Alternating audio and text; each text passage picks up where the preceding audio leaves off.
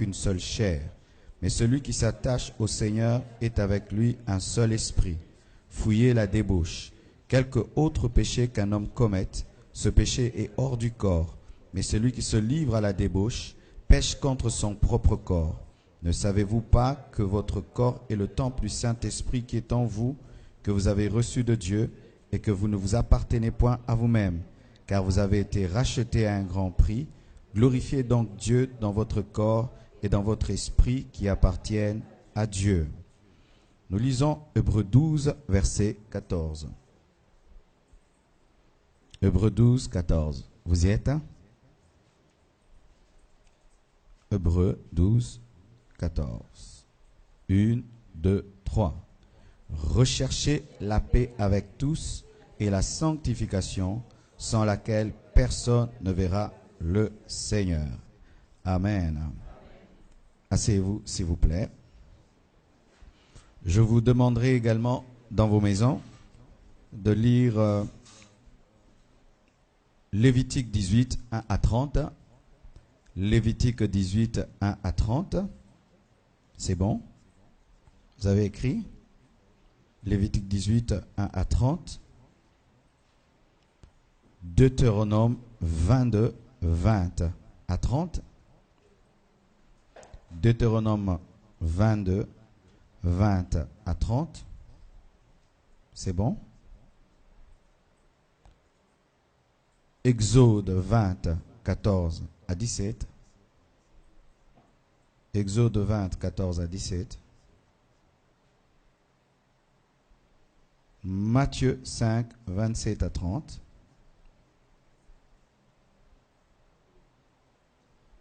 Amen. Aujourd'hui, nous allons introduire cet enseignement.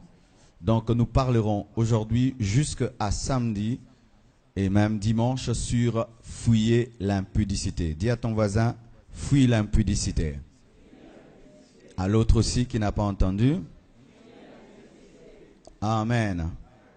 Je suis sûr qu'il y a des gens qui se disent, mais pourquoi il n'est pas venu nous parler de délivrance, il n'est pas venu nous parler de bénédiction, pourquoi il n'est pas venu nous parler de miracle? Ce n'est pas que je ne crois pas au miracle, ce n'est pas que je ne crois pas en la délivrance, mais j'ai reçu ce fardeau de la part de Dieu parce que le message de la sanctification doit être rétabli à l'Église. Amen.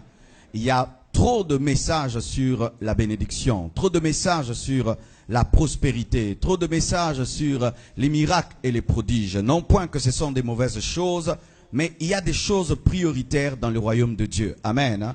Et je prie que Dieu suscite des prédicateurs de la sainteté, des prédicateurs de la sainteté, des hommes qui se tiennent sur la chair afin de présenter la sainteté de Dieu et d'amener le peuple dans la sainteté. Alléluia. Et nous entendons dans le milieu des enfants de Dieu aujourd'hui que prêcher la sainteté, c'est être un prédicateur primaire. Amen.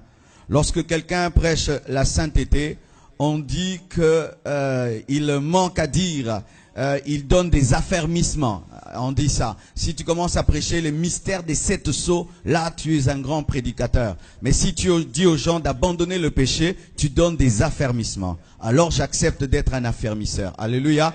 Si aujourd'hui je ne vais faire qu'affermir les gens, alors je suis un affermisseur. Et d'autres disent que si tu parles du péché, tu as des problèmes de péché. Ce prédicateur parle du péché, c'est sûr que lui-même a un problème de péché. Alors ceux qui parlent aussi de guérison, ils ont un problème de maladie? Et celui qui parle tout le temps de prospérité, il a des problèmes de pauvreté? Et si tu parles tout le temps des problèmes des démons, tu es possédé? Pourquoi on dit qu'on parle du péché parce qu'on a un problème de péché, mais lorsque quelqu'un commence à parler de guérison, on ne dit pas qu'il est malade? Ce sont seulement des attaques contre la sainteté et la pureté. Bien-aimés frères et sœurs, nous ne prêchons pas parce que nous voulons nous libérer de certains combats personnels, mais parce que nous avons reçu l'ainsi dit le Seigneur. Alléluia. Et d'autres disent que si tu prêches trop sur le péché, tu vas amener l'église à pécher. Pourquoi? Parce que l'interdit crée le désir. Eh bien aussi, si on prêche trop aussi sur la prospérité, on va amener l'église dans la pauvreté. Si on prêche trop sur la maladie, on va amener les gens à tomber malades. Pourquoi doit-on dire que si on parle du péché, les gens vont pécher, et on ne dit pas que si on parle de la guérison, les gens vont tomber dans la maladie? En soi, c'est un combat de l'ennemi. Amen. Bien-aimé, je crois qu'un message de sainteté sanctifie. Je crois qu'un message de pureté purifie. Je crois qu'un message de guérison guérit, et un message de sanctification sanctifie. Alléluia. Une autre chose, les gens disent qu'il ne faut pas troubler les gens. Quand tu prêches, tu vas déranger les consciences. Oui, si aujourd'hui, après m'avoir écouté, tu ne vas plus dormir, béni soit Dieu. Si tu auras même une crise cardiaque qui va t'amener à la repentance, que tu l'aies au nom de Jésus. Je ne suis pas venu faire plaisir à quelqu'un pour qu'il dise c'était beau, c'était bien. Si tu vas me haïr et tu vas te repentir, j'ai atteint le but de Dieu. Je ne suis pas venu te donner la paix, te donner la joie. Oh, c'était bon, c'était bien. Waouh, chouette. Non, je suis pas venu pour ça. Et des fois, bien aimé, il faut être troublé pour être révolutionnaire. Il faut manquer la paix pendant un temps pour avoir la véritable paix. Car je suis étonné de voir un homme qui pêche mais qui a la joie. Où est-ce que tu as la force de... Pourquoi tu peux rire? Un homme qui vit dans le péché ne peut pas rire parce que tu es un candidat pour l'enfer. Mais les gens veulent continuer à rire alors qu'ils sont candidats à aller en enfer. Bien aimé, la conviction du péché te libère de la joie afin de t'attirer vers la véritable paix de Dieu. Mais lorsque tu vas dans l'église, tu vis dans le péché et on te donne la joie, on est en train de te masser pour te préparer à aller en enfer. Alléluia. Une autre chose, bien aimé. Les gens disent qu'il faut annoncer la bonne nouvelle. Et qu'est-ce que la bonne nouvelle? C'est la bonne nouvelle des bonnes choses. Annoncer la bonne nouvelle, c'est dire aux gens, tu vas te marier, tu vas voyager, maintenant tu vas fonder une entreprise. La bonne nouvelle. Mais la bonne nouvelle pour un malade, c'est lui dire que tu seras guéri. Mais quelle est la guérison d'un pécheur? C'est être libéré du péché. Et beaucoup de gens veulent qu'on puisse présenter la bonne nouvelle par rapport au travail, mais pas par rapport au péché. Car un homme qui vit dans le péché encelé, si je lui dis, aujourd'hui tu seras libéré de la masturbation, c'est une bonne nouvelle. Car oui, il y a des gens qui se masturbent, mais vous êtes venus à l'église. Quelle est la bonne nouvelle dont tu as besoin? Une voiture? Alléluia. Bien-aimés frères et sœurs, la Bible dit que sans la sanctification, personne ne verra Dieu. Et des fois, nous pouvons venir à l'église, année après année, cherchant beaucoup de choses sans avoir l'essentiel. Et lorsque la parole de Dieu dit, sans la sanctification, personne ne verra Dieu, il s'agit même de l'homme de Dieu, de moi qui suis en train de prêcher. Personne. Dieu n'a pas de chéri, Dieu n'a pas de chouchou, des hommes qu'il comprend, et il tolère leur mal et il dit, toi quand même, tu y entreras. Dieu révèle cela au travers de Moïse. Moïse, l'homme qui a vu le buisson ardent, qui a divisé en deux la mer rouge. Lorsque Dieu lui dit, parle au rocher, il frappe. Dieu lui dit, tu n'entreras pas. Et souvenez-vous, Jésus-Christ, pourquoi est-il mort? Il est mort parce qu'il a porté les péchés des autres. Vous savez, la mort de Jésus-Christ révèle une chose. Si Dieu peut tuer son fils pour les péchés des autres, qu'est-ce qu'il te fera à toi? Si je prends mon fils au racle, je le tue parce qu'il a dit, papa, je prends le péché du voisin, qu'est-ce que je ferai au voisin? La mort de Jésus-Christ, ce n'est pas seulement un message de salut, c'est un message de jugement. Quand vous voyez Jésus-Christ à la croix et puis il meurt, c'est-à-dire que qu'est-ce que Dieu te fera? Toi, tu es son fils par adoption, mais Jésus est son fils par essence. Si son propre fils par essence, il le tue, et alors toi qui l'as adopté, parce que de nature, tu es fils du diable. Et alors, des fois, nous pensons quoi? Je chante à l'église, Dieu va comprendre. Non, tu iras en enfer en chantant.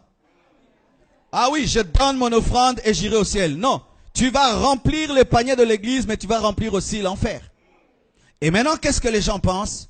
Que Dieu peut permettre et tolérer le péché en moi parce que je fais ceci, parce que je suis cela. Non, personne n'entrera et ne verra Dieu sans la sanctification.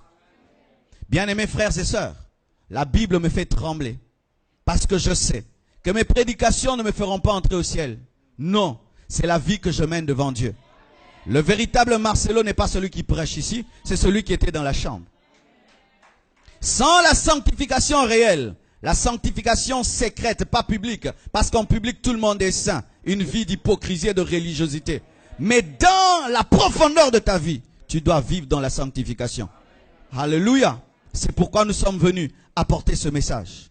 Aussi pourquoi? Parce que Jésus revient bientôt. Bien-aimé, ce n'est pas un slogan. Jésus revient bientôt. Regardez le monde actuel. Le monde actuel est en train de se préparer à la venue de quelqu'un qui s'appelle l'Antichrist. Mais il est impossible que l'Antichrist se présente sans que le vrai Christ ne se soit présenté. Et si nous sommes proches de la manifestation de l'Antichrist, donc nous sommes plus proches de la manifestation du Christ. Car il faut que le Christ vienne et l'Antichrist viendra après. Bien-aimé, Jésus revient bientôt. Et quand une femme est fiancée, et que son mariage s'approche, elle s'arrange davantage. Et j'aimerais te dire, Église, ton mari vient. Mais il faudrait que ta robe soit lavée, qu'elle soit purifiée. Et c'est le message de la sanctification qui peut laver la robe de l'Église. Bien-aimé, le message de la guérison des miracles est bon. Je prêche cela, je vis cela, je vois cela. Mais je suis conscient d'une chose, c'est le message de la sainteté qui lave la robe de l'Église. Et la robe de l'Église est très sale. L'église est comme une femme qu'on va épouser demain, mais qui est vautrée dans la boue, vautrée dans la saleté, et qui dit quoi? Il m'a promis de m'épouser et il va m'épouser. Qui d'entre nous peut entrer dans une salle de noces avec sa femme et une robe sale? Aucun d'entre nous, humains que nous sommes. Tu vas dire à ta fiancée, va arranger ta robe. S'il faut attendre, j'attendrai. Mais nous pensons que l'enlèvement aura lieu malgré que nous vivons dans le péché. Si alors que je prêche maintenant, cette salle tombe, où est-ce que tu iras? Excusez-moi, on m'a dit, vous n'aimez pas qu'on vous tutoie, et je ne le fais pas par impolitesse, c'est mon style, j'aime être direct avec les gens, alléluia, mais je vous respecte, amen. Si cette salle tombait sur nous, où iras-tu? Où iras-tu? Il faut se poser de telles questions, parce que nous sommes des mortels, car certaines personnes disent aussi, mais Jésus-Christ ne revient pas encore, mais ta mort. Est-ce que tu peux déterminer le jour de ta mort? Nous sommes venus prêcher ce message parce que certains d'entre vous, peut-être, cette année, vous mourrez. Adam pêche et il meurt à 930 ans. Aujourd'hui, les hommes vivent jusqu'à 90 ans. Ça veut dire que Adam, quand il avait 930 ans, ressemblait à nos vieillards de 90 ans. Et donc, si quelqu'un meurt à 30 ans, il est mort à 3 ans. Lorsque Adam vient dans le deuil d'un homme de 30 ans qui meurt, il dit il n'a vécu que 3 ans. Vous n'avez pas suffisamment de temps sur cette terre, car l'homme a été créé pour être éternel, et malgré qu'il a péché, Adam a vécu 930 ans, mais aujourd'hui les gens vivent 90 ans, donc nous mourrons tous jeunes. Vous n'avez pas le temps. Et tu n'as pas à dire, c'est un bon message. Je reviendrai demain et demain je vais me mettre en ordre. Tu n'as pas le temps parce que tu ne sais pas. Tu ne sais pas. Je ne connais pas le taux de mortalité en France, mais je sais que les Français meurent aussi et vous aussi. Bien-aimés frères et sœurs, la mort un jour va frapper à ta porte. Et si tu n'es pas en ordre avec Dieu, cette mort, au lieu de te conduire vers le paradis, va t'amener dans le feu. C'est pourquoi nous allons parler sur l'impudicité. Parce que s'il y a des choses qui vont amener les gens en enfer en ce temps de la fin, c'est l'impudicité. L'impudicité. Bien-aimé, je parais jeune, mais ça fait 16 ans que je prêche l'évangile. Et aujourd'hui, ça fait 24 ans que je suis chrétien. 24 ans. J'ai passé plus de temps chrétien que païen. Et je peux témoigner que l'une des maladies de l'Église, c'est l'impudicité. L'impudicité. Pourquoi est-ce que nous apporterons ce message? C'est parce que l'impudicité en ce temps de la fin est devenue l'arme favorite du diable. Le diable, lorsqu'on lui présente en ce temps de la fin la sorcellerie, la magie, le mensonge, le vol, et que les démons de l'impudicité viennent, le démon de la magie vient, et il dit non, moi j'envoie le démon de l'impudicité. Pourquoi? Parce que l'impudicité est un péché qui s'accompagne de plaisir. C'est ainsi que quelqu'un pêche, il a des remords, mais il pêche encore parce qu'il a péché, il a eu du plaisir et il sait qu'il a fait du mal à Dieu, mais son corps a été content. Et dans le domaine de l'impudicité, le corps sécrète une drogue, adrénaline, qui fait que l'homme devienne accoutumé à cela. C'est pourquoi un impudique n'est pas différent d'un drogué. Quand tu es impudique, tu es comme un drogué. Pourquoi? Parce que ton cerveau sécrète tout le temps une drogue qui te permet d'être en excitation. Et si tu t'habitues à cela, tu dois être sévré comme quelqu'un qui est sévré du tabagisme, de l'alcool et de la drogue. Il a été dit en un temps, je crois l'année passée, aux États-Unis, l'industrie de la pornographie a investi 6 milliards de dollars par an. 6 milliards de dollars. 6 milliards de dollars rien que pour des films pornographiques, des photos pornographiques. Pourquoi? Parce que ça marche. Parce que ça marche. La pornographie marche. Et aujourd'hui, avec le développement technologique, elle est dans les téléphones des gens, des portables. Certains même ont des images pornographiques là, des photos pornographiques. Mais ils ont ça dans leur iPad, ils ont ça dans leur téléphone, ils ont ça dans leur ordinateur. Mais ils parlent en langue rébébébébébébé et un peu www.bouzoba.com et rekamamamama.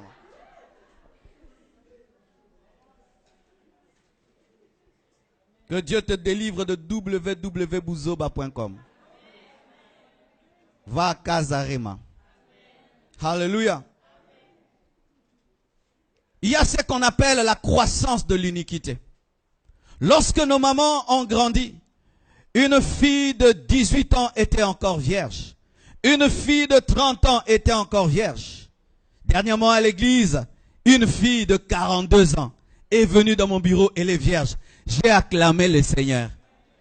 Mais aujourd'hui, les filles perdent leur virginité à 12 ans. Les garçons perdent leur virginité à 7 ans. Aujourd'hui, être vierge est une honte. Aujourd'hui, la virginité est une honte. Un garçon dire publiquement qu'il n'a jamais connu de femme, mais il en a honte même dans l'église. Il y a même des gens qui mentent qu'ils ont fait la vie alors qu'ils n'ont rien fait seulement pour qu'ils soient des gaillards. Aujourd'hui, le péché a grandi. Nous ne pouvons pas dire que le péché n'a pas grandi, bien-aimés. Il y a une croissance du mal. Les enfants aujourd'hui, précocement, touchent à la sexualité. Et ce péché qui hier était loin de l'église est entré dans l'église. Combien de scandales maintenant il y a dans l'église? Des scandales sexuels. C'est pourquoi nous parlerons. Mais aujourd'hui, je veux seulement définir ce qu'est l'impudicité. Alléluia. Qu'est-ce que l'impudicité? Selon 3 versions, Louis Ségon, interlinéaire grec et Thomson, voici les définitions de l'impudicité. Et je vais appeler le chat par son nom. Vous permettez? Alléluia. L'impudicité. L'impudicité, c'est la débauche. C'est l'inconduite, c'est l'immoralité, c'est le dérèglement sexuel, c'est l'incontinence sexuelle, c'est le manque de maîtrise de ses pulsions sexuelles. Je répète, c'est la débauche, c'est l'inconduite, c'est l'immoralité, c'est le dérèglement sexuel, c'est l'incontinence, c'est le manque de maîtrise de ses pulsions sexuelles. Bien-aimés frères, sœurs, si tu ne maîtrises pas tes pulsions sexuelles, tu es impudique et tu seras impudique. C'est l'incontinence, la capacité de contenir ses désirs amène à l'impudicité. Non pas que le désir sexuel est mauvais, mais le désir sexuel est comme le feu. Le feu est bon dans la cuisine pour préparer, mais quand tu amènes le feu au salon, ça brûle la maison. Le désir sexuel est bon dans le cadre du mariage. Mais quand tu l'enlèves du mariage, ça brûle ta vie. Et vous tous qui touchez à la sexualité en dehors du mariage, vous êtes en train de brûler vos vies. Et dans ce terme impudicité, j'inclus les autres sortes d'impudicité parce que l'impudicité est diversifiée. Je parle de l'adultère. Qu'est-ce que l'adultère? L'adultère, c'est une relation illicite entre une personne mariée et une personne non mariée, mais aussi, c'est toute infidélité dans le mariage avec un autre marié ou un non marié. L'adultère. Le fait de sortir avec un homme marié, quand tu es célibataire, tu es dans l'adultère et c'est l'impudicité. Le fait de tromper ton mari, de tromper ta femme, tu es dans l'adultère que ce soit avec une autre personne mariée ou avec un célibataire, c'est de l'adultère. Et la Bible dit, les adultères n'entreront pas au ciel. Même si tu n'es pas satisfait sexuellement par ton mari, tu n'as pas le droit d'aller ailleurs. Parce que les gens aujourd'hui donnent des raisons. Je ne suis pas satisfait. Je ne suis pas satisfait. Bien-aimé, pour un petit plaisir de rien du tout, tu vas finir en enfer. Être satisfait. Vaut mieux aller au ciel insatisfait qu'en enfer satisfait. Ma femme ne me satisfait pas. Je ne ressens rien avec elle. Quand je suis avec elle, je ne ressens rien. Et le diable te donne une raison pour que tu pêches. Mais avoir raison ne veut pas dire avoir raison. Parce que des fois, tu peux avoir raison, mais tu es en déviation. Cet homme marié s'est confié à moi. Il m'a dit qu'il souffre avec sa femme. Il regrette même d'avoir épousé sa femme. C'était moi la femme de sa vie. Si tu étais la femme de sa vie, tu serais dans sa maison. Si tu étais la femme de sa vie, il t'aurait épousé. Bien-aimés frères et sœurs, toutes les personnes en ce lieu qui trompent leur femme et qui trompent leur mari sont sous le jugement de Dieu. Tu peux prier, tu peux parler en langue, ressentir même la présence de Dieu. Sache que tu es un candidat à l'enfer. Pourquoi? Le mariage symbolise la relation entre Christ et l'Église.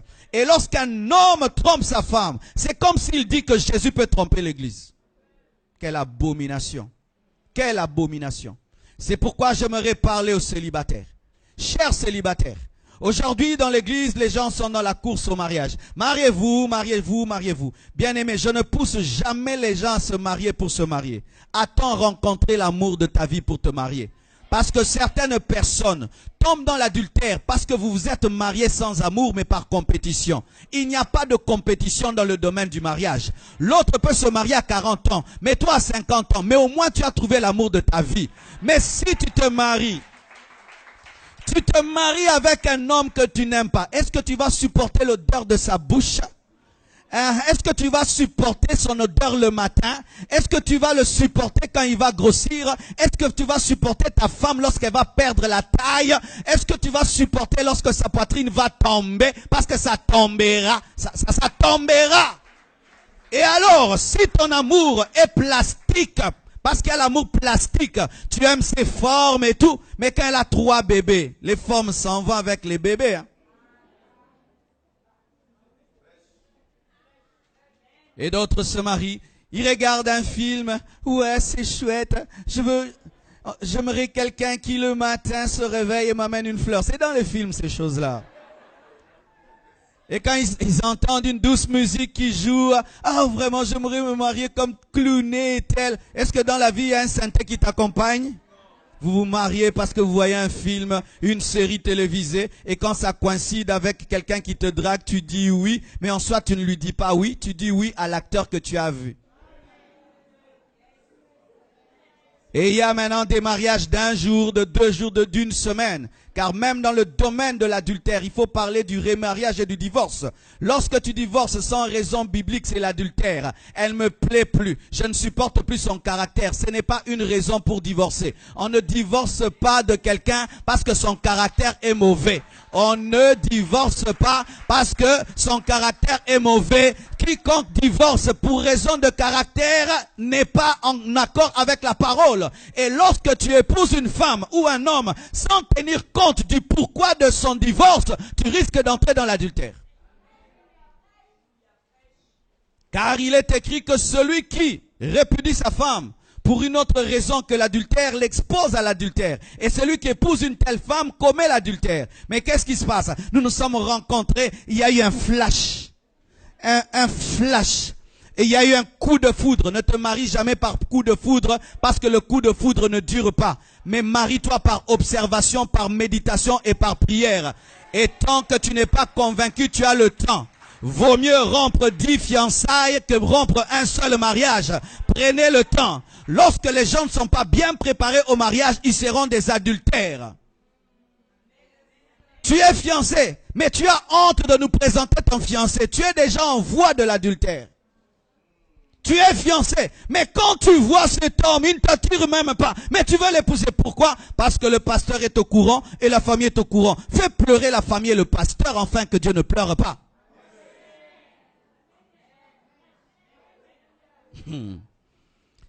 Et d'autres, quand ils se convertissent, leurs fiancés ne se convertissent pas. Ils veulent amener leurs fiancés à se marier. Non, si vous étiez des païens et l'un d'entre vous se convertit, il faut recommencer à zéro parce que Dieu ne fait pas des modifications, il détruit et puis il recommence.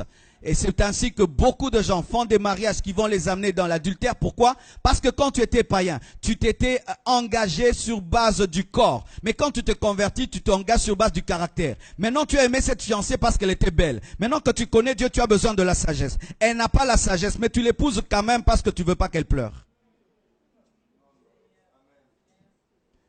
Et puis tu dis, pasteur, il va se convertir. Ah bon, tu es devenu le Saint-Esprit pour la convertir? Bien-aimé, quand on se convertit, on fait des sacrifices. Cette vie chrétienne de conversion sans sacrifice, ce n'est pas de Dieu. Ce n'est pas de Dieu. Jésus-Christ crucifié présente les marques de la croix. Mais toi, tu t'es converti. Où sont les traces de la croix? Tu n'as rien abandonné pour Dieu. Une conversion bonbon chocolat. Une conversion bonbon chocolat. Tu t'es converti, oui. Tu as abandonné quoi? Rien. C'est un nouveau nom. Comment? Je m'appelle maintenant Esaïe.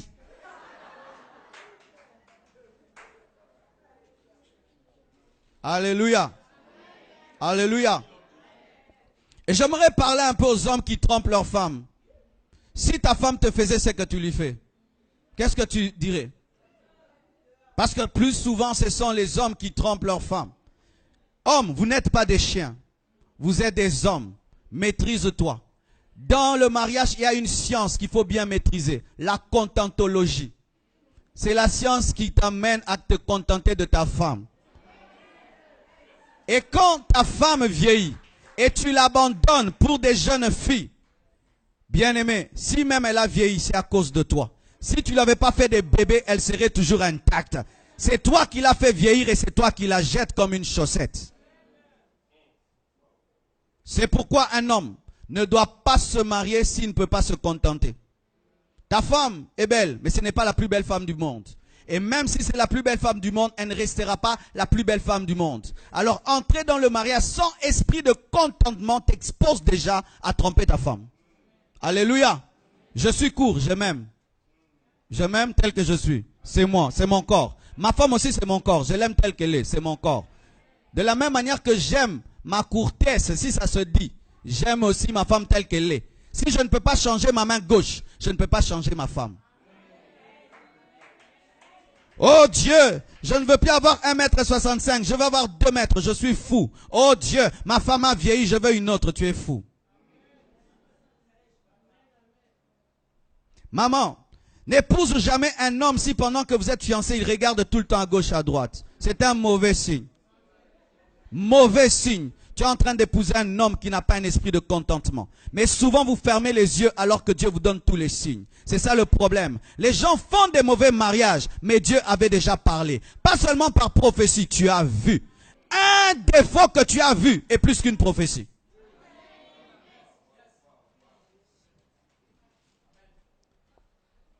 Dans les fiançailles, il te donne un coup. Double. Judo. Tu l'épouses le judoka. Pour que tu deviennes ceinture noire. Et maintenant dans le mariage, il te tabasse. Oh, Dieu m'a abandonné. Non, Dieu t'avait parlé. Lorsque Dieu aime un homme, il lui révèle les défauts des gens. Alléluia. L'adultère amène à l'impudicité. Mais pas seulement l'adultère. Aujourd'hui, il y a plus que l'adultère. Et dans votre pays d'ailleurs, vous appelez ça l'échangisme. Quel beau mot. L'échangisme. Nous sommes dans un club échangiste. Tu prends ta femme, tu la donnes à l'autre, l'autre, quel mariage sans jalousie. Même Dieu est jaloux, mais des mariages sans jalousie. Oh, ma femme est allée voir son copain. Des échangistes. Et d'autres même, dans l'impudicité pratique, c'est qu'on appelle des partouzes, des orgies. Et souvent, ce sont les garçons qui aiment ça. 4 garçons et une fille. Tu as déjà fait ça. Ça ouvre des portes aux démons parce que vous vous êtes mélangé les malédictions. Déjà, quand tu couches avec une femme en dehors du mariage, ça ouvre les portes aux démons. Mais quand vous mélangez à 4 à 5, quelle concentration démoniaque. Oui, aujourd'hui, les hommes, ils ne veulent plus prendre une seule femme. Ils prennent 2 prostituées, 3 prostituées. Ils se sentent bien. Celle-ci masse le dos, l'autre l'oreille. Bien-aimé, tu as accumulé le péché. Tu as accumulé le péché. Tu as accumulé le péché. Même si le modernisme actuel présente cela comme étant rien, la parole de Dieu demeure la parole de Dieu. Alléluia. Parlons de la fornication. Qu'est-ce que la fornication? La fornication, c'est une relation illicite entre des personnes non mariées, même fiancées. C'est lorsque 2 personnes qui ne se sont pas mariées ont des relations intimes. Même si ces personnes vont se marier demain, elles n'ont pas le droit d'avoir des relations intimes. Si je devais poser la question, qui n'a jamais connu sa femme avant le mariage? Je crois qu'il y aura peu de doigts. Mais sachez que même si tu vas épouser une femme, tant qu'on ne vous a pas béni, ce n'est pas encore ta femme. Et beaucoup de gens aujourd'hui se permettent de vivre dans le péché parce qu'ils disent, on finira par se marier. N'est-ce pas que je vais t'épouser? Oui. Alors on peut le faire déjà. Et d'autres le font pour voir si ça va marcher. Ma soeur, tu n'es pas un 4x4 pour qu'on puisse essayer. Tu n'es pas une voiture pour qu'on puisse tester. On se marie par la foi. C'est un cadeau emballé. Alléluia. Mais ce n'est pas que tu dois ouvrir le cadeau, voir si ça va marcher ou pas. Est-ce que tu aimerais qu'on fasse cela à ta soeur? Et l'impudicité sous forme de fornication bat son plein à l'église. Des gens qui chantent, ils sont fiancés, mais qu'est-ce qu'ils font? Ils ont déjà tout fait. Et même le jour qu'on les bénit, ils portent pour l'apparence des robes blanches, alors qu'ils devaient porter une robe rouge. Et vous remarquez ces mariés, le jour de leur bénédiction, ils ne sont pas pressés de partir parce qu'ils ont déjà tout fait. Ils font que danser jusqu'à 3 heures. Mais allez dormir. Ils dansent. Pourquoi on va dormir? On a trop dormi.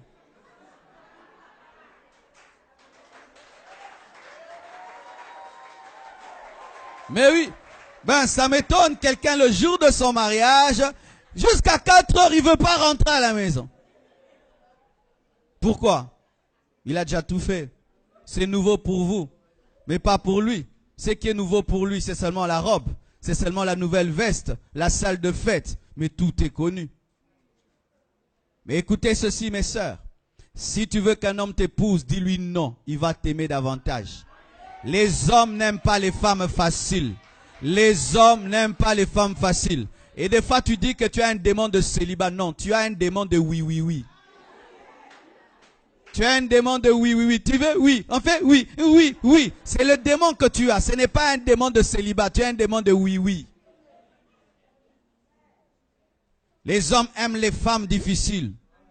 Parce que les hommes sont des conquérants. Ils aiment les mystères. Et lorsque tu te livres à un homme avant qu'il t'épouse, il peut te dégoûter. Des fois même, Satan peut te voler l'homme de ta vie parce que tu as cédé. Oui, tu as remarqué depuis que tu as cédé à ton fiancé, il y a maintenant des blocages partout. Il ne t'aime pas. C'était l'homme de ta vie. Mais comme il t'a goûté avant le temps de Dieu, et tu n'étais pas encore mûre, tu étais verte, alors ses dents sont aigries. Car une mangue peut être à moi, mais si elle n'est pas encore mûre, je veux la jeter alors qu'elle est à moi. Mais tu seras mûr le jour du mariage. Avant cela, le diable peut entrer dans vos fiançailles. On a vu des hommes épouser des filles qui ne sont pas très très belles parce qu'elles ont du caractère. Et nous voyons des filles très très belles qui jeûnent, qui prient pour se marier. Pourquoi? Telle connaît comment elle est, telle autre connaît comment elle est. Ma soeur, vraiment. Celui-ci sait que tu as un bouton ici, l'autre sait que ici tu as un bouton, et l'autre là et là. Oh, Dieu ne m'aime pas. Non, tu ne t'aimes pas. L'impudicité. Et dans ce domaine, les hommes sont devenus tellement intelligents. On rencontre des gens qui disent, nous on fait rien, on s'embrasse seulement. Si c'est si bien, venez le faire devant nous qu'on acclame le Seigneur. Parce que je peux embrasser ma femme devant vous, vous allez acclamer le Seigneur. Mais si c'est permis à ce que vous qui êtes des fiancés, vous qui êtes célibataires de le faire, faites-le ici, qu'on chante Alléluia. Pourquoi est-ce que vos consciences vous reprochent? Parce que vous savez que ce n'est pas permis. C'est pourquoi si la Bible dit à certaines personnes d'arracher leurs yeux, enfin d'entrer au ciel, borgne, que avec les deux yeux, d'aller en enfer avec leurs deux yeux, il y a des gens qui doivent couper leur langue. Couper leur langue. Ils ne sont pas mariés, mais... Si les lèvres des gens pouvaient grossir à chaque fois qu'ils le font, il y a des gens qui ne sortiront pas de leur maison. Et dans ce domaine de l'impudicité, certains n'arrivent pas jusqu'à l'acte proprement dit, mais des caresses impures. Ils appellent ça un très beau mot en anglais, flirt. Bien aimé, tu risques d'aller en anglais en enfer.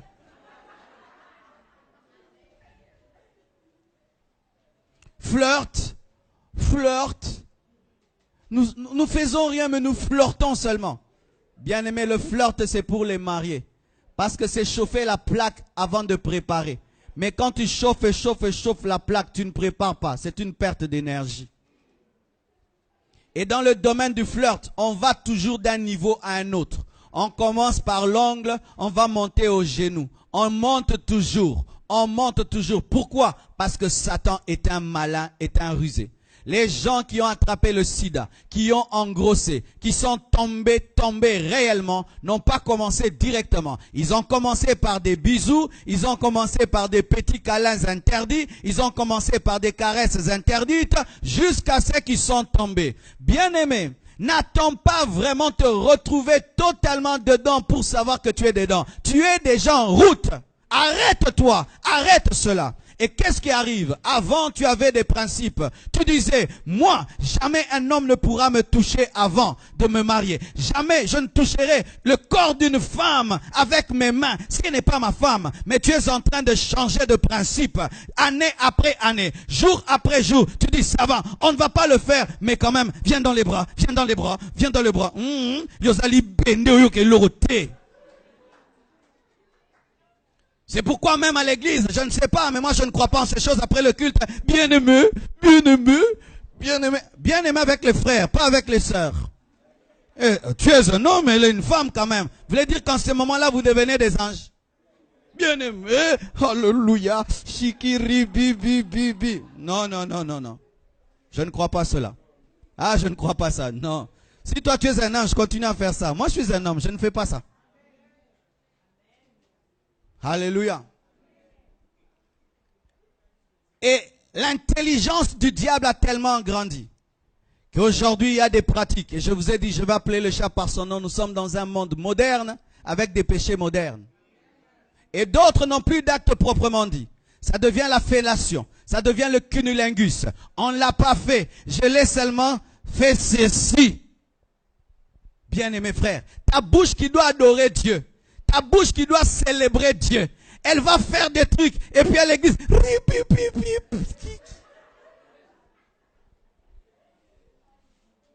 Fellation. Cunnilingus. Ils ne sont pas mariés. Fellation, cunnilingus. Alors qu'il y a même des mariés qui ont peur de faire ça. Ils disent, est-ce que c'est de Dieu ou pas? Mais des célibataires qui ont déjà doublé les mariés. Et d'autres gardent leur virginité dans un domaine, mais pratiquent la sodomie. Tu l'épouses, elle est vierge, mais n'est pas vierge, parce qu'elle a pratiqué la sodomie. Bien-aimé, cette intelligence que vous avez en soi, vous voulez dire que vous êtes plus intelligent que Dieu? Dieu voit tout ce que vous faites dans vos chambres, tout ce que vous faites dans les chambres d'hôtel, tout ce que vous faites dans le secret. Dieu le voit. Et d'ailleurs, votre conscience vous reproche. C'est pourquoi vous êtes obligé d'innover le péché afin de calmer votre conscience. Mais au-dedans de vous, vous savez des nouveaux péchés. Une fille se marie vierge, mais n'est pas vierge. Un garçon dit, je n'ai jamais fait, mais qu'est-ce qu'il a déjà touché? des frères Diego Cao, des frères Livingstone. Il n'est pas gynécologue, mais il a maîtrisé toute la gynécologie. Mais un frère en Christ, un enfant de Dieu. C'est ma fiancée, je l'ai jamais... Est-ce que chérie... Hein? Et tout cela fait quoi? Que le diable trône dans la vie des gens qui prient.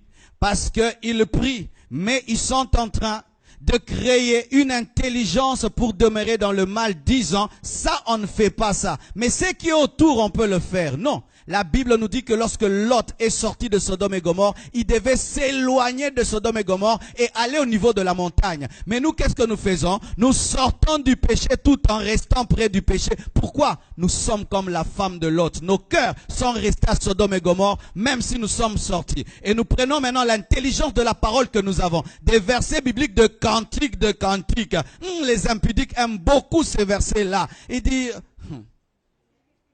Mais même Salomon, ce qu'il faisait avec la Sunamite, n'est-ce pas que c'est biblique? Et aussi 1000 femmes alors. Alléluia. Bien-aimés frères, sœurs, un jour alors que je tenais une émission, pendant 30 minutes, l'Esprit de Dieu m'a dit, ouvre une parenthèse, parle seulement de la masturbation. J'ai dit non Seigneur, à la télévision. Je te dis, parle de la masturbation. Ah, j'ai pris mon courage. J'ai parlé de la masturbation. Les gens m'ont appelé à un niveau, j'ai dit c'est pas vrai. Tout le monde se masturbe au Congo ou comment? Et puis un jour, j'appelle un frère de Casarema. Il me dit, pasteur, il faut qu'on fasse une émission. J'ai dit oui, viens. On va parler de la masturbation. Il m'a dit, pasteur, masturbation? J'ai dit, on va parler de la masturbation. Et on a parlé de la masturbation. Les gens m'ont appelé du monde entier et les gens étaient délivrés. L'une des manifestations aujourd'hui, ça même pour les mariés et les célibataires, c'est la masturbation. Il y a même des femmes mariées qui se masturbent parce qu'elle n'est pas satisfaite par son mari. Des hommes mariés qui se masturbent alors qu'ils sont mariés. Et il y a des célibataires qui se masturbent. Pourquoi ils disent, au lieu de le faire avec quelqu'un, je le fais avec moi-même. La Bible dit, si ta main droite est pour toi une occasion de chute, coupe-la. Et certains, ils vont se laver. Le savon finit toujours, mais il ne s'est pas lavé.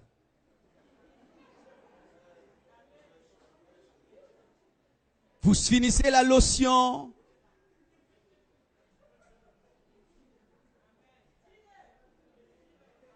Masturbateur. Écoute ceci. La Bible dit élever des mains pures vers Dieu. Quand un masturbateur élève les mains vers Dieu, ce n'est pas pur. C'est rempli de ses sécrétions. Et aujourd'hui, il y a des psychologues qui encouragent la masturbation. Ils disent que ça permet de se détendre. Mais pourquoi alors ça me culpabilise comme ça? Si ça permettait de se détendre. Bien-aimé masturbateur. Le Seigneur t'aime. Parce qu'il faut que tu entendes un tel message pour être libéré. Et pendant même que je prêche, il y a des gens qui sont libérés sans même imposition des mains. Parce que certains péchés, il faut seulement en parler pour qu'ils quittent les gens. La masturbation aujourd'hui est l'un des grands péchés dans le monde. Je vous assure. Je vous assure. Pourquoi? Parce que c'est un péché facile à commettre. Tu n'as besoin de personne. Tu n'as besoin d'aller nulle part. Tu es seul partout où tu es. Et d'autres même pratiquent la masturbation mentale. Oui, au-delà de leurs mains, ils pratiquent une masturbation mentale. C'est-à-dire, ils se concentrent, ils pensent à des choses et ils jouent. Il va dormir, vous pensez qu'il dort? Non, il va se raconter des histoires érotiques sales et impures. Et lorsque c'est un étudiant, vous allez voir qu'il ne va plus bien étudier. Et lorsque c'est un homme marié, il ne va plus aimer sa femme. Pourquoi? Il va aimer ses fantasmes. Vous qui vous masturbez avant de vous marier, lorsque vous allez vous marier, il y aura un problème. Tellement que tu es habitué à avoir du plaisir avec ta main, tu auras du mal à avoir du plaisir avec ton époux et ton épouse. Et tu seras très étonné. J'évite d'entrer dans certains détails, si on était seulement qu'avec des couples. Mais sachez ceci, que l'un des démons qui opère puissamment dans le domaine sexuel, c'est le démon de la masturbation. Pourquoi? Parce qu'il attire aussi un autre esprit, l'esprit de femme de nuit, l'esprit de mari de nuit. Pourquoi? Celui qui se masturbe doit se concentrer sur une image fixe. Et cette concentration sur une image ouvre une porte à un esprit. Car le premier organe sexuel, c'est le cerveau. Ce n'est pas ton corps, ton organe principalement. C'est ton cerveau. Et le cerveau doit se fixer sur quelque chose. Mais quand quelqu'un se masturbe, il n'y a rien sur quoi il va se fixer. Alors il doit créer quelque chose. Et des fois même, certains se masturbent en pensant à leur sœur. Ah oui. Pensons à des personnes qu'elles connaissent. Et là maintenant tu peux te masturber, tu tombes dans l'inceste. Car il est écrit que lorsque tu regardes une femme, afin de la convoiter, tu l'as déjà fait. Maintenant quand tu te masturbes en pensant à la femme d'autrui, un, tu te masturbes, deux, tu commets l'adultère. Quand tu penses à ta sœur, tu te masturbes et tu commets l'inceste. Quand tu penses à comme des stars, tu vois une star, tu te masturbes en pensant à elle. Mais si elle est sorcière, même si le monde aujourd'hui est en train de comprendre le péché, la Bible reste la même. Et certains disent, où est-ce qu'on a écrit masturbation dans la Bible pour que j'arrête? Où est-ce qu'on a écrit cigarette aussi? Est-ce que la Bible doit être un répertoire des péchés? N'est-ce pas que notre conscience nous parle et nous enseigne? Car la Bible dit, sans parler des choses semblables. Et la masturbation, aujourd'hui, devient le péché des saints. Comment? Ils disent, je sers Dieu, je désire telle sœur, mais je ne veux pas tomber de peur de commettre un scandale. Alors je le fais moi-même. Ils appellent ça le péché des sanctifiés. Et je peux dire avec assurance que beaucoup des jeunes serviteurs de Dieu vivent dans la masturbation. Beaucoup des servantes de Dieu célibataires vivent dans la masturbation. Pourquoi? Ils n'arrivent pas à dominer leur pulsion sexuelle par une vie de consécration, mais par une vie de masturbation. Et ça salit le temple de Dieu. Ça salit l'église. J'aimerais te dire que si tu es dans la masturbation, parce que c'est un péché dans lequel on vit et personne ne sait, parce qu'il ne provoque pas de scandale, à moins que ta femme t'attrape, parce qu'il y a des maris attrapés par leur mari. « Chérie, pourquoi tu es attrapé? Tu fais quoi? Ouais, je connais un homme, on l'a attrapé.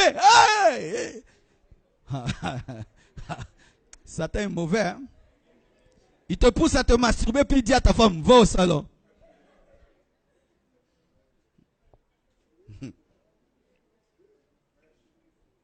Lorsque tu sers Dieu et tu vis dans la masturbation, suspends-toi toi-même. Ne sers plus. Ne sers plus. Éloigne-toi de l'œuvre de Dieu. Va chercher à te mettre en ordre avec Dieu. Sinon, tu vas t'habituer à servir Dieu dans la saleté, dans le péché. Et tu vas croire que Dieu ferme les yeux sur ton péché parce que tu le sers. Mais quand tu sais que tu n'es pas en ordre avec Dieu, vaut mieux dire, je ne travaille pas jusqu'à ce que je veux arrêter cela.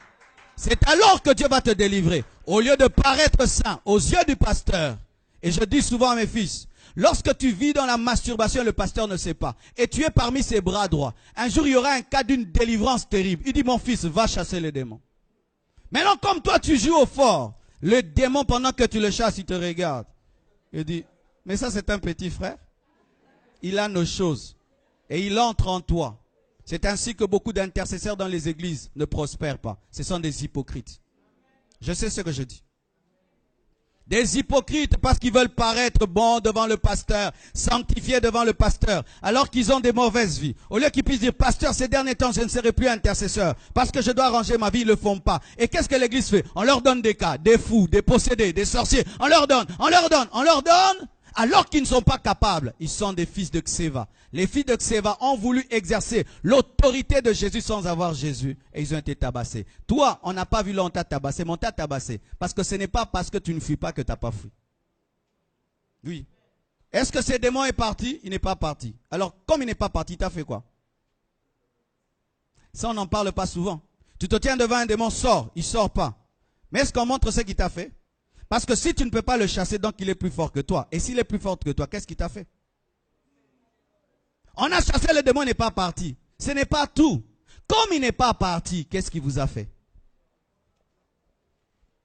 Eux, on pouvait savoir ce qu'on leur avait fait. Parce qu'on a déchiré leurs vêtements. Mais certains démons, ils travaillent dans le calme. Mais il fait quelque chose dans ta vie. Pourquoi? Tu vivais dans le péché, dans la saleté. Et tu as osé venir le déranger dans son travail. Il attaque ta famille, il attaque ta vie, bloque tes choses. Et il dit à Dieu, j'ai le droit. Il a ouvert une porte. Bien-aimé, on ne s'amuse pas à servir Dieu. On le sert vraiment. Et quand tu n'es pas en ordre avec Dieu, tu dis, pas ces derniers temps. J'aimerais donner un propre témoignage. Un jour, un homme de Dieu est venu dans notre assemblée. Je prêche jusqu'à quelle heure? C'est bon. Un jour, un homme de Dieu vient dans notre assemblée. Il tient la parole, il prêche, c'était puissant. Et puis, des gens tombent, on les amène dans la permanence. Et puis, j'étais un des frères vraiment puissants de l'église. Le pasteur avait confiance en moi. Il dit, Marcelo, va prier pour les cas. J'ai dit, non, je ne prie pas. Pourquoi? Je suis dedans. Dedans dans quoi? Dedans dans... Ah oui. Dans ce qu'on a dit là, moi aussi, je suis dedans. Oh, toi aussi? Oui, pasteur, moi aussi. Alors, je ne chasse pas les démons, je vais qu'on prie pour moi. Et j'ai traversé la salle, jusque devant l'estrade. Quand on invitait les gens, je suis entré parmi eux. Et on me dit, Marcelo, frère Marcelo, qu'est-ce que tu as là? Ah, en lingala, ndimo samba pour nettoiement. Ça veut dire, humilie-toi pour t'élever, ça va? Alors, je suis parmi eux. Ils ont prié, on m'a imposé les mains. Et puis, j'ai senti que Dieu m'a libéré. Et puis, j'ai dit, pasteur, donnez-moi ces possédés-là. Je les chasse. Et j'ai chassé. Bien-aimés, soyez sincères devant Dieu. Trop d'hypocrisie à l'église. Trop d'hypocrites, trop d'hypocrites, trop d'hypocrites. Le pasteur ne va pas t'amener au ciel. L'église locale ne va pas t'amener au ciel. Ayez une vie véritable devant Dieu. Je dis, ayez une vie véritable devant Dieu. Ce n'est pas le pasteur qui est mort à la croix. Ce n'est pas l'église qui vous a sauvé, c'est Jésus. Mais quand vous maintenez une vie de péché, alors que vous savez que Dieu ne le veut pas, parce que seulement le pasteur témoigne du bien de vous, vous vous trompez. Alléluia. Et aujourd'hui, il y a le lesbianisme. Bien aimé, lorsque ce péché a commencé en Europe, nous nous sommes dit, il ne va pas arriver au Congo. Mais il est bien arrivé aussi. Aujourd'hui, nous avons le lesbianisme même en Afrique. Aujourd'hui, nous avons des pédérastres même en Afrique. Pourquoi?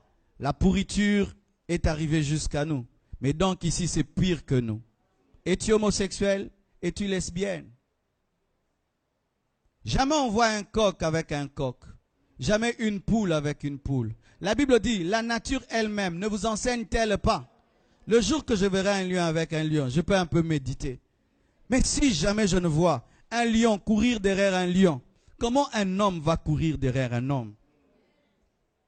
Et je ne crois pas, bien-aimé, que Dieu peut créer un homme et dire que tu as des tendances homosexuelles. C'est un démon. Chaque fois que j'ai prié pour les homosexuels, si c'est un homme, lorsque les démons se manifestent, ils se manifestent comme une femme. Tu vois un homme s'agiter, mais comme une fille.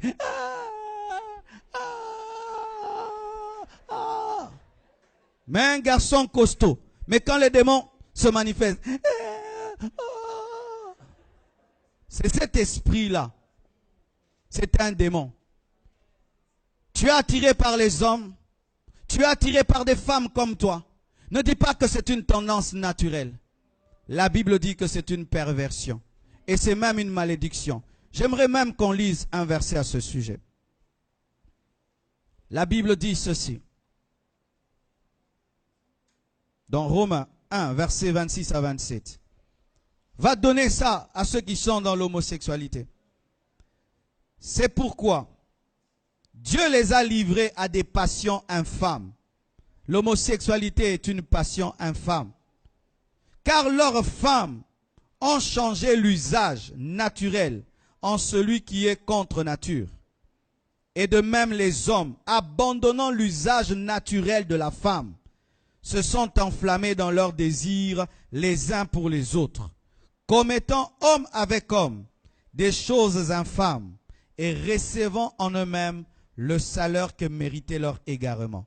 Romains 1, 26 à 27. Alléluia. Ce passage est clair, parlant de l'homosexualité, du lesbianisme. Dieu dit que c'est une pratique infâme. Pas seulement l'homosexualité, il y a aussi l'inceste. Une relation entre deux personnes consanguines, deux personnes parentes. Vous lirez Lévitique 18 que je vous ai donné. la Bible est contre l'inceste. Mais j'ai remarqué que beaucoup de gens ont pratiqué l'inceste dans leur enfance par un jeu qu'on appelle le jeu de papa et de maman. Les cousins viennent chez les cousines. C'est une fête d'anniversaire. La fête tarde. Les cousins dorment chez les cousines ou les cousines dorment chez les cousins. Et tout d'un coup, ils disent on fait papa, on fait maman. Et beaucoup de gens l'ont fait à 10 ans, à 7 ans, à 8 ans, un esprit d'inceste. Et d'ailleurs, certains ont découvert la sexualité par l'inceste.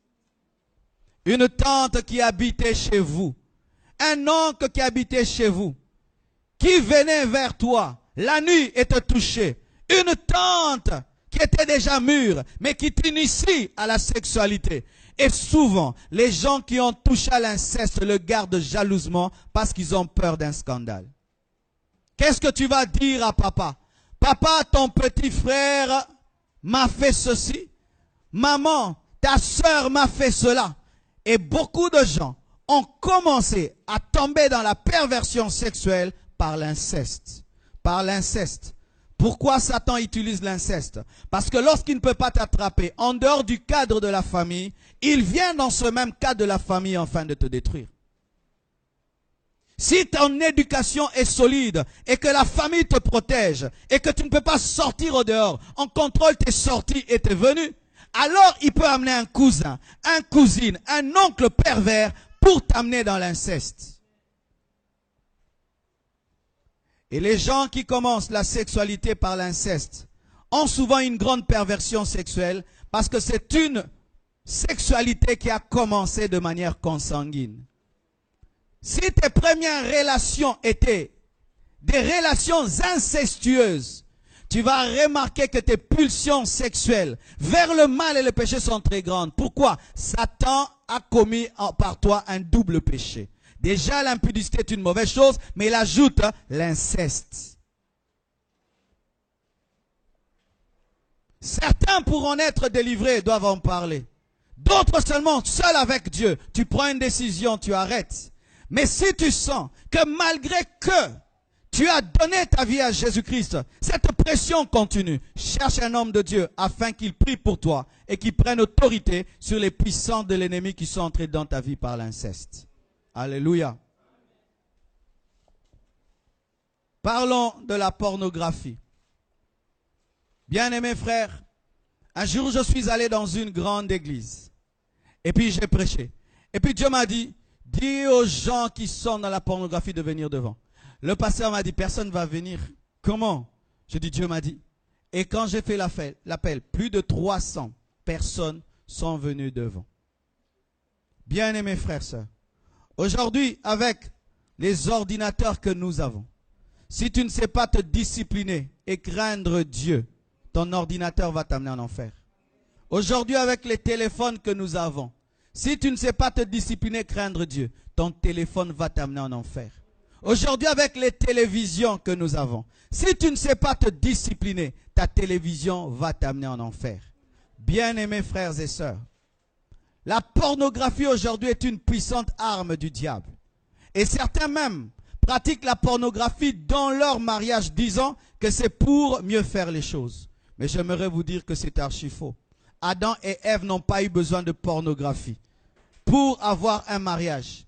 Et si vous pensez que vous devez voir les autres commettre le péché pour asseoir vos mariages, alors vous avez besoin du mal. Tu n'as pas besoin qu'un couple pêche pour que tu puisses asseoir ton mariage. Mais lorsque vous asseyez vos mariages sur des films pornographiques, vous êtes en train de dire quoi? Commettez l'impudicité, l'adultère pour nous aider. Parce que les acteurs des films ne sont pas mariés. Alors vous avez besoin de leur impudicité pour aider vos mariages. Et beaucoup de couples sont détruits à cause de la pornographie. Parce que tu vois telle femme, elle fait ceci. Tu veux que ton mari te le fasse, ta femme te le fasse. Vous faites des comparaisons. Ces gens-là, des fois, se droguent. Et tu veux maintenant que ton mari fonctionne au Red Bull, au Viagra. Et aussi, maman, lorsque vous regardez avec ton mari un film pornographique, Donc tu acceptes que ton mari voie la nudité d'une autre femme. Et tu acceptes que ta femme voie la nudité d'un autre homme. Et des fois, ils font des choses qui sont sales, des choses interdites par la parole de Dieu. Mais ça va devenir vos désirs. Bien-aimés frères, sœurs, la Bible dit que voir la nudité de quelqu'un, c'est la malédiction. Mais alors, quand vous regardez des films pornographiques, vous maudissez vos couples. Et pire encore, lorsque quelqu'un est un célibataire et qui n'a fait que regarder des films pornographiques, qu'est-ce qui lui arrive? Tu auras beaucoup de fantasmes. Et quand tu viendras dans le mariage, tu seras très exigeant. Fais-moi ça, fais-moi ça, fais-moi ça. Et tu vas casser l'autre. Trop de fantasmes, trop de fantasmes. Et ça peut faire même que pendant que tu es avec ton mari ou ta femme, tu penses à autre chose. Car si tu as besoin de voir la nudité d'une autre femme pour désirer ta femme, en soi tu ne la désires pas. C'est l'autre femme que tu désires, mais tu couches avec ta femme. C'est comme Jacob. Il dormait avec Léa, mais il pensait à Rachel. Nous n'avons pas importé cela dans nos couples lorsque nous craignons Dieu. Et je vous demande d'aller effacer ces films, effacer ces photos, ne plus aller sur ces sites, détruire ces CD, détruire ces DVD. Même bloquer vos télévisions pour les enfants, mettre un code pour certaines chaînes qui montrent de telles choses. Mais quand vous laissez les enfants regarder ce qu'ils veulent, vous ne savez pas ce que vous êtes en train de créer. Aujourd'hui même, les enfants disent aux parents, vous n'allez pas dormir. Papa, tu dors pas? Pourquoi il a un film à regarder? Le maître du salon, c'est l'enfant. Et ceux qui sont très riches commettent l'erreur. Ils disent, dans notre maison, tout le monde a sa télé dans la chambre. Tu ne contrôles rien. Tout le monde a sa télé dans la chambre. Oui, lui, il a une télé. Dieu a béni, Dieu a béni. Non, tu es distrait, tu es distrait. Je clôture. L'impudicité va même au niveau du regard. Dis avec moi, second regard. La Bible dit que Job avait fait un vœu avec ses yeux, qu'il ne regardera jamais une femme vierge avec impureté. Quand une femme passe, tu la regardes, tu la trouves belle, gloire à Dieu. Elle est belle, elle est jolie. Mais ce deuxième regard-là, mes frères,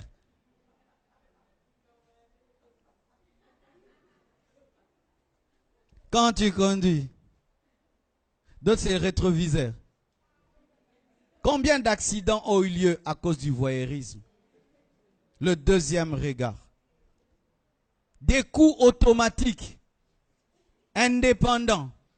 Même si tu refuses, tu dois regarder. Un homme qui contrôle son regard peut contrôler son corps. Mais si tu ne peux pas contrôler ton regard, tu ne contrôleras pas ton corps.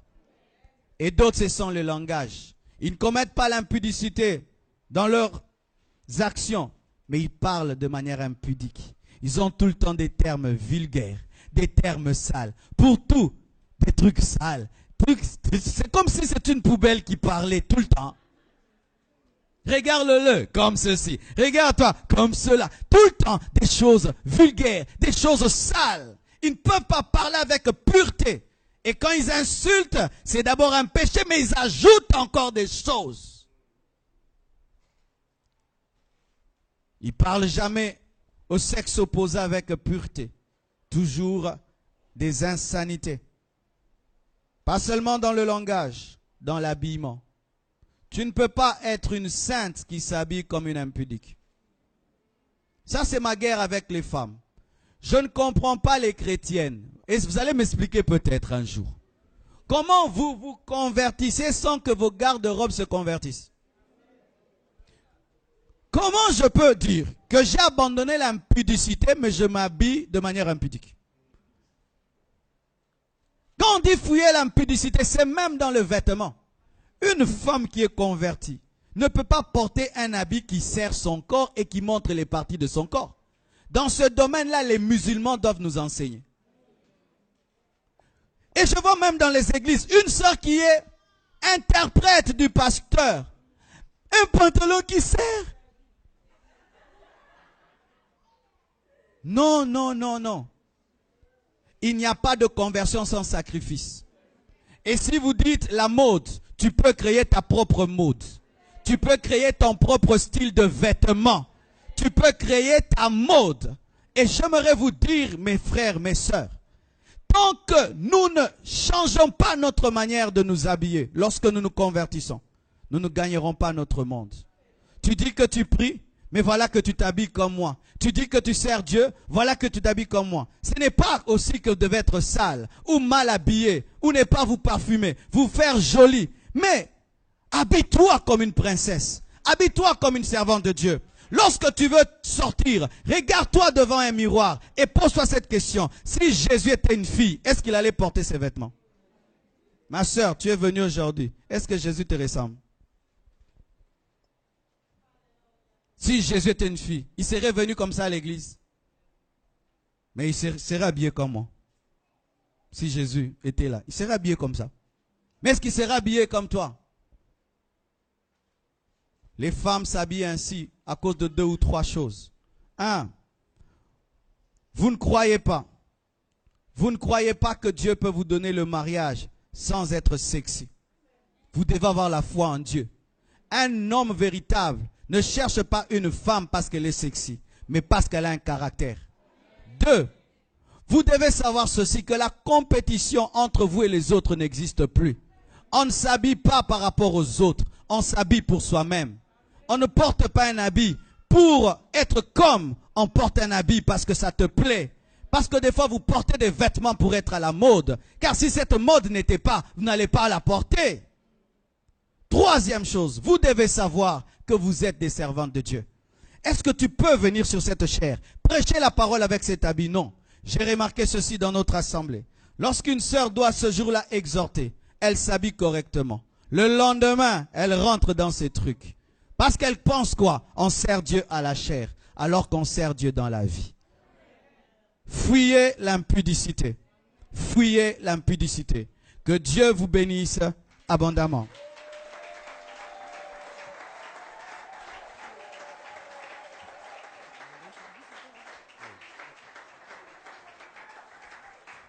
Nous allons nous tenir debout.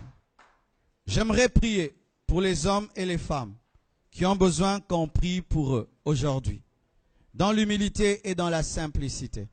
Cette introduction déjà t'a béni et tu t'es senti concerné. Je te prie de t'approcher.